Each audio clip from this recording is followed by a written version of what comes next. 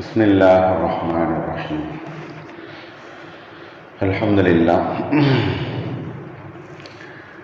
நபி ஸல்லல்லாஹு அலைஹி வஸல்லம் அவர்களுடைய பொன்மொழிகள், ஹதீஸுகள் என்று சொல்லக்கூடிய நபி அவர்கள் இந்த மனித சமூகத்திற்கு வழிகாட்டியாக வந்த எடுத்து சொன்ன ஹதீஸுகள், நபிமொழிகள், இதுதான் இன்றைக்கு மிகப்பெரிய ஒரு விளக்கமாகவும் எடுத்துக்காட்டாகவும் இருந்து கொண்டிருக்கிறது.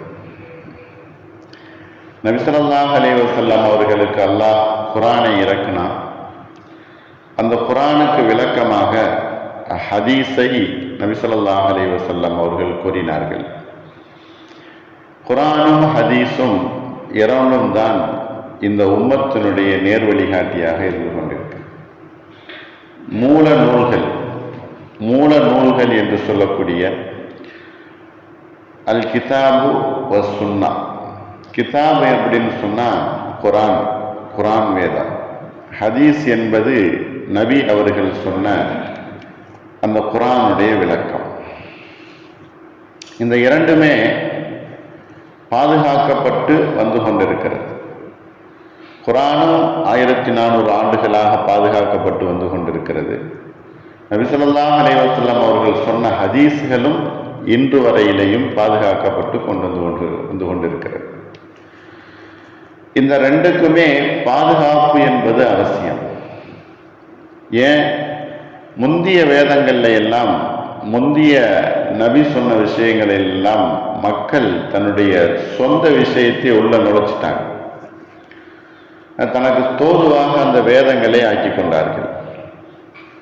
தான் சம்பாதிப்பதற்கும் வயிறு பிழைப்பதற்கும் வேத நூல்களை அவர்கள் ஆக்கி கொண்டார்கள். அப்படியெல்லாம் இந்த குர்ஆனும் ஹதீஸும் இருக்கக்கூடாது. கியாமத் நாள் வரையிலையும் இந்த குர்ஆனும் ஹதீஸும் பாதுகாக்கப்பட வேண்டும் என்பதற்காக வேண்டி இது பாதுகாக்கப்பட்ட வடிவிலே இந்த குர்ஆனும் ஹதீஸும் இருந்து கொண்டிருக்கிறது. ஆரம்பத்தில் நபி ஸல்லல்லாஹு அலைஹி வஸல்லம் அவர்கள் சொன்ன அந்த குர்ஆனையும் ஹதீஸையும் ரெண்டையுமே நபி அவர்களுடைய வாயிலிருந்து தான் வந்துச்சு. குர்ஆனும் நபியினுடைய வாயிலிருந்து தான் வரும், ஹதீஸும் நபி அவர்களுடைய வாயிலிருந்து தான் வரும். ஆனால் எது ஹதீஸ் எது நபி மொழி என்பது தெரியாமல் இருந்தது. ஆகையினால நபி ஸல்லல்லாஹு அலைஹி வஸல்லம் அவர்கள் அப்பொழுது சொன்னார்கள், குர்ஆனுடைய ஆயத்து அல்லாஹ் இறக்கி இருக்கிறான் அப்படின்னு சொல்லுவார்கள். அதை சஹாபாக்கள், நபி தோழர்கள் சில அவர்களுக்கு கிடைத்த ஏடுகளிலே எழுதி வைத்துக் கொள்வார்கள். நபி மொழியை அவர்கள் எழுதி வைக்க மாட்டார்கள். குர்ஆனை மரணம் செய்தும் கொண்டார்கள். ஆனால் நபிமொழி என்பது அவர்களுடைய உள்ளத்தில் நபி ஸல்லல்லாஹு அலைஹி வஸல்லம் அவர்கள் சொன்ன விஷயங்களாகவே இருந்தது. உமர் ரலியல்லாஹு அன்ஹு அவர்களுடைய காலத்தில் தான் இந்த குர்ஆன் இப்படியே தனித்தனியாக எழுத வைக்கப்பட்டு அவர்களுடைய ஏட்டில் இருந்து கொண்டிருக்கிறது. ஆகையினால் இதை ஒன்று சேர்க்கணும் என்பதாக உமர் ரலியல்லாஹு அன்ஹு அவர்களுடைய காலத்தில் ஒன்று சேர்க்கப்பட்டது குர்ஆன். அதற்கு பின்னால் ஹிஜ்ரி 250ற்கு பின்னால் தான் இந்த ஹதீஸுகள் எல்லாம் தொகுக்கப்பட்டது. யாரிடத்துல என்ன ஹதீஸுகள் இருக்குது, நபி அவர்கள் சொன்ன ஹதீஸுகள் யாரிடத்துல இருக்குது என்பதாக தொகுக்கப்பட்டது. குர்ஆன் ஆகிறது அத்தியாயங்களாக 114 அத்தியாயங்கள் இருக்கிறது. ஆனால் அதே போன்று ஹதீஸுகள் அப்படின்னு பார்த்தா லட்சக்கணக்கான ஹதீஸுகள் இருக்குது. லட்சக்கணக்கான ஹதீஸுகள் இருந்தால்தான் குர்ஆனுக்கு விளக்கமாகவும் அதை நாம் புரிந்து கொள்வதற்கு தோதுவாகவும் வசதியாகவும் இந்த ஹதீஸுகள் இருக்கும். ஆனால் 1,00,000க்கும் மேற்பட்ட ஹதீஸுகள் அப்படின்னு சொல்லும்போது அந்த ஹதீஸுகள் எல்லாம் இன்றைக்கு நமக்கு முன்னால் இருக்குதா அப்படின்னா இல்லை. நீங்கள் பார்க்கலாம், நம்மகிட்டயே ஹதீஸ் கிதாபுகள் இருக்குது. இதில் கிட்டத்தட்ட பார்த்தோம் அப்படின்னு சொன்னால் ஒரு 6000 ஹதீஸுகள் தான் இருக்கும். 1,00,000 ஹதீஸுகளில் 6000 ஹதீஸுகள் மட்டுமே நமக்கு முன்னால் புக்காக கிதாபாக வடிவமைக்கப்பட்டிருக்கிறது. அப்ப மற்ற ஹதீஸுகள்லாம் என்ன ஆயிடுச்சு நபி ஸல்லல்லாஹு அலைஹி வஸல்லம் அவர்கள் சொன்னது அப்படின்னு பார்த்தா அதற்கு எந்த ஒரு ஆதாரமும் இல்லாதனால அது சொல்வதற்கு அது தவறான ஒரு பேச்சாகவோ அல்லது எடுத்து சொல்வதற்கு அது முறையாக இல்லை என்பதற்காக வேண்டி அதையெல்லாம் ஓரம் கட்டப்பட்டது. அதே போல முதல் நூற்றாண்டிலேயே இந்த ஹதீஸுகளுடைய விஷயத்துல மறுப்புகளும் வந்தது. நிறைய கூட்டங்கள் இதற்கு இந்த ஹதீஸுக்கு எதிராக வந்தார்கள். முஅத்தஸிலா கூட்டங்கள், ஷியாக்கள், இப்படியாக நிறைய ஹதீஸுகளுடைய எதிர்ப்பு கூட்டங்கள் வரத்தான் செய்தது. ஆனால் அவைகளிடத்திலிருந்தெல்லாம் இந்த ஹதீஸுகள் முறையாக பாதுகாக்கப்பட்டது. குர்ஆனும் ஹதீஸும் பாதுகாப்பானது. அல்லாஹ் குர்ஆன்ல சொல்லுகிறான், இன்னா நஹ்னு நஸல்னா ஸிக்ர வ இன்னா லஹு லஹாஃபிஸூன். குர்ஆனை பாதுகாக்கக்கூடிய பொறுப்பு நம்மிடத்தில் இருக்குது, அதை நாம் பாதுகாப்போம். அதே போல ஹதீஸ் குர்ஆனுக்கு விளக்கமாக இருப்பதனால் அதையும் நாம் பாதுகாப்போம். வஅன்ஸல்னா இலைக்க ஸிக்ர லிதுபய்யின லின்னாஸி மா நுஸில இலைஹிம். அல்லாஹ் குர்ஆன்ல சொல்லுகிறான், நாம் உங்களுக்கு இந்த குர்ஆனை இறக்கணும், இதை நீங்கள் தெளிவுபடுத்துவதற்காக வேண்டி உங்களுக்கு நாம் உங்களையும் உங்களுடைய வார்த்தைகளையும் இதற்கு நாம் தெளிவாக ஆக்கினோம். ஒரு மனிதன் குர்ஆனையும் ஹதீஸையும் ரெண்டையுமே எடுத்துதான் வாழ்க்கையில பின்பற்றணும். ஏதாவது ஒன்றை மட்டும் பின்பற்றினா போதும் அப்படின்னா அவன் வழிதவறி போய்விடும். அல்லது குர்ஆனை மட்டும் எனக்கு போதும் ஹதீஸ் வேண்டாம் அப்படின்னு சொன்னா அவன் வழிகட்ட கூட்டத்தில் சேர்ந்து விடுவான். குர்ஆனுக்கு விளக்கமாகத்தான் இந்த நபிமொழிகளும் நபி ஸல்லல்லாஹு அலைஹி வஸல்லம் அவர்கள் சொன்ன போதனைகளும் இருந்து கொண்டிருக்கிறது.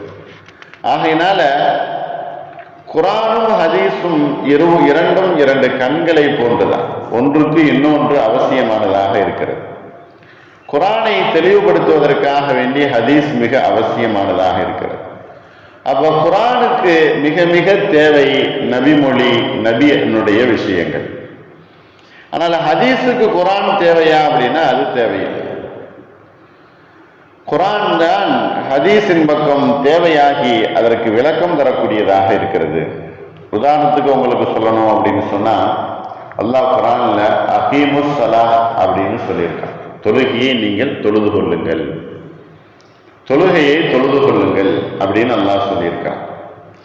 ஆனா எப்ப தொழுகணும், எவ்வளவு தொழுகணும், எத்தனை ரக்காயத்து தொழுகணும், எந்தெந்த நேரத்துல தொழுகணும், எத்தனை ரக்காயத்துக்கள் என்பது சொல்லப்பட்டிருக்குதா என்பதாக பார்த்தால் குர்ஆனில் நீங்க எங்கேயுமே தேடி பார்க்க முடியாது.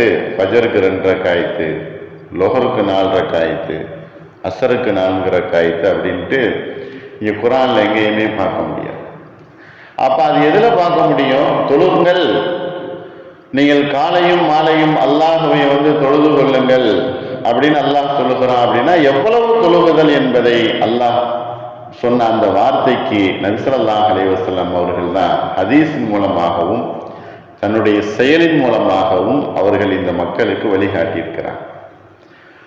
அகீமுஸ் ஸலாஹ், தொழுகையை நீங்கள் நிலைநாட்டுங்கள் அப்படின்னு சொன்ன அந்த ஹதீஸ், அந்த ஆயத்துல நபி ஸல்லல்லாஹு அலைஹி வஸல்லம் அவர்கள் நீங்கள் ஃபஜர் தொழுவதாக இருந்தால் 2 ரக்காயத்து ஃபர்லை நீங்கள் தொழுது கொள்ளுங்கள், ஒரு நாளைக்கு 5 வக்து தொழுகையை நீங்கள் தொழுது கொள்ளுங்கள். அப்ப குர்ஆனுடைய கருத்துக்கள் என்ன அப்படின்னு ஃபைனலிஸ்ட் அதை முடிவு செய்யக்கூடியது இந்த ஹதீஸாக இருந்து கொண்டிருக்கிறது.